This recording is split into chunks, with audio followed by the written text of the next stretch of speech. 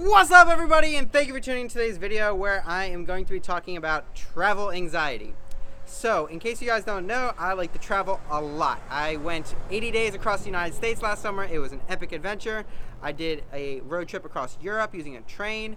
I also just did a road trip across the United States to get here to San Diego because I live in Maryland.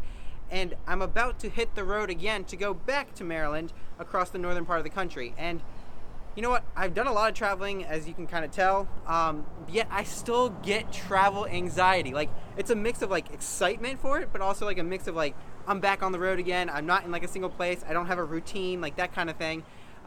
So it's like something I want to share with you guys, because even for the experienced people, you get a level of anxiety. Like, it's a mix of good and like worry kind of thoughts. Like, am I gonna like doing this? Like, for me, it's like, I've already done it 3 times now, and I've done one of them like for 80 days straight. Like, it's gonna be okay. Like, I know it from experience, yet in my mind and like in my body, I still feel kind of weird. So it's an awkward sensation. But going back to like one of the, it's not per se a life lesson that I've published in my book, but something that I've learned, which is that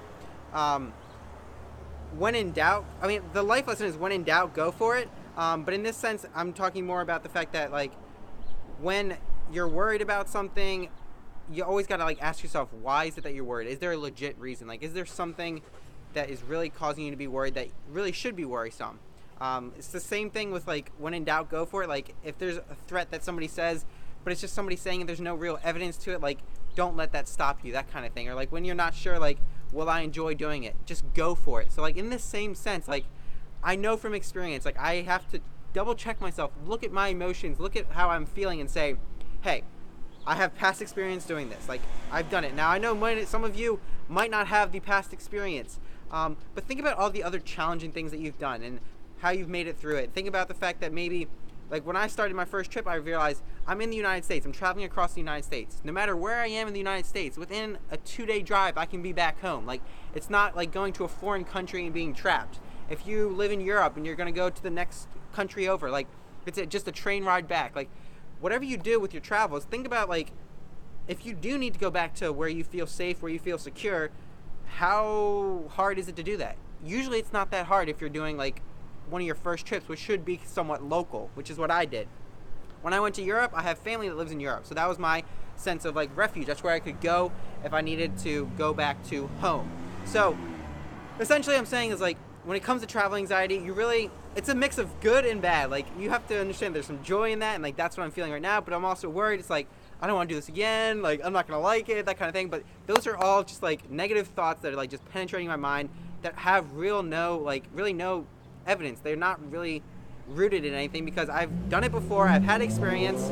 When I did my first trip, I had the safety of being able to go back home in 2 or 3 days by driving. If I wanted to really book it, I could do it in 2 days, just straight driving. But that's really what I want to get across, is that, like, if you're having anxiety, first of all, I'm here if you want to talk to me about it, because I want to help you get over that so you can experience travel and see how it can change your life. And then second of all, we're all a community here. We're all going to experience it. Nobody you talk to, if they've ever gone on like their first travel adventure, they will tell you. And if they don't tell you, then they're hiding it. But they've had travel anxiety. They've had anxiety about it. So I'm here for you. The rest of the community is here for you. All of us on the Facebook group will be there for you. It's slowly growing, so go ahead and check that out if you really do want to make travel a reality. And then I hope to see you guys here every day on YouTube, because I'll be posting a video. Like I said, I'm going to be traveling again shortly, and I'm going to be going in the northern part of the United States, so I might have service every day, so I might not be able to keep up to date 100% every single day, but I will be videotaping every day, so you will at some point get every video of everywhere I go. So with that being said, know that I'm trying to go for every single day on YouTube, as I've been for the past months. And then until next time, I hope that you can share with somebody else, you can gain some sort of knowledge from this, and I'll catch you on the next video. High five!